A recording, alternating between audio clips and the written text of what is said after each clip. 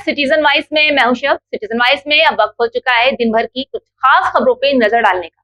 तो आइए देखते हैं क्या है आज की खास खबरों में। उत्तर प्रदेश के वाराणसी में ज्ञानवापी मामले में हिंदू पक्ष की दलीलें कमजोर पड़ जाने के कारण पूरे परिसर के सर्वेक्षण के लिए दायर की गई अर्जी यानी कि अपील को खारिज कर दिया गया। इस मामले में सुनवाई कर रहे जज युगल शंभू ने फैसला सुनाते हुए कहा कि अभी 849 पन्नों के ASI सर्वे की रिपोर्ट की जांच की जानी बाकी है, जहां अवलोकन के बाद ही पूरी तरह से इस पर निष्कर्ष निकाला जा सकता है। इसके अलावा कोर्ट ने कुछ अहम बिंदुओं पर भी गौर किया है। बता दें कि कोर्ट ने फैसला सुनाते हुए कहा कि वजूखाने में शिवलिंग मिलने के दावे को लेकर सुप्रीम कोर्ट के आदेश पर संरक्षित रखा गया है, अतः शिवलिंग नुमा आकृति को संरक्षित रखने का सुप्रीम कोर्ट ने आदेश दिया है, इसलिए उसके अतिरिक्त ASI सर्वे का आदेश नहीं दिया जा सकता है। कोर्ट ने कहा है कि आराधी संख्या 9130 यानी कि ज्ञानवापी मामले को लेकर ASI सर्वे में सौंपी गई रिपोर्ट का भी अवलोकन किया जाना बाकी है।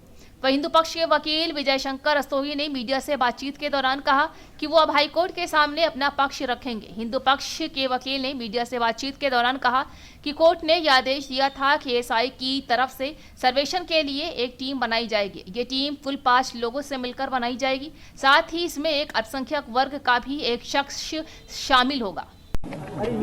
अभी आदेश पूरा पढ़ा नहीं गया, ऑपरेटिव पोर्शन पढ़ करके मैं बता रहा हूं कि माननीय न्यायालय ने हमारी जो एडिशनल सर्वे की एप्लीकेशन दी गई थी पूरे ज्ञानवापी परिसर का संरक्षण करने के लिए ASI, उस एप्लीकेशन को कोर्ट ने खारिज कर दिया है। अगला फैसला आप लोग का क्या रहेगा? अगला फैसला इस आदेश के विरुद्ध हम लोग उच्च न्यायालय में जाएंगे। क्या आधार रहा खारिज करने का? अब आधार तो पढ़ा नहीं गया, अभी नहीं बता सकते। क्या आप लोग मांग क्या थी आप लोग की? केवल यह है कि हमारी एप्लीकेशन खारिज हो गई। ऑपरेटिव पोर्शन पढ़ करके मैं बता रहा हूं, पूरा आदेश पढ़ा नहीं गया है, पूरा आदेश पढ़ा जाएगा और निर्णय लिया जाएगा। क्या किस तरह की याचिका थी, किस मामले पर सुनवाई थी, किस पे फैसला आया था, क्या मांग किया था आपने? हमने मांग यह किया था कि पूर्व में जो ASI सर्वे हुआ था और जो आख्या फाइल की गई थी वह इस न्यायालय के आदेश दिनांक 8/4/2021 के अनुपालन में नहीं था। 8/4/2021 में न्यायालय द्वारा स्पष्ट रूप से आदेश दिया गया था कि ASI 5 लोगों की एक टीम बनाएगी, जिसमें एक अल्पसंख्यक वर्ग का व्यक्ति भी होगा और किसी सेंट्रल यूनिवर्सिटी से आर्कियोलॉजिकल सर्वे का एक्सपर्ट भी मंगाया जाएगा। इन सभी लोगों के द्वारा मिल करके सर्वे किया जाएगा और रिपोर्ट दिया जाएगा। जबकि पूर्व में जो रिपोर्ट दी गई है ASI के द्वारा वो केवल ASI ने किया है, इस प्रकार की टीम फॉर्म ही नहीं की गई। इसलिए 8/4/2021 का जो आदेश हुआ है, जिसे माननीय उच्च न्यायालय ने भी कंफर्म करते हुए इस न्यायालय को आदेशित किया था कि यदि पूर्व में ASI की आख्या जो है वह 8/4/2021 के आदेश के अनुरूप नहीं पाया जाता है तो एडिशनल सर्वे के लिए कोर्ट आदेश करेगी। इस आदेश का इस न्यायालय ने मेरे अभी तक संज्ञान में जो आया है, जो ग्राउंड्स हुआ है, उसका उल्लंघन किया है और यह आदेश गलत है। आपने मांगा था कि जो वजूखाना जो सीज है उसकी भी मांग आपने की थी, 100 मीटर नीचे जाकर के मांग साइलेंट सर, वो भी तो कहीं न कहीं उन्होंने इग्नोर किया है आपकी मांग को। वजूखाना माननीय उच्चतम न्यायालय के आदेश से सील नहीं किया गया है, वह संरक्षित करने का आदेश दिया गया है DM को, और इस प्रकार संरक्षित करने से उसको सील नहीं कर दिया जाएगा।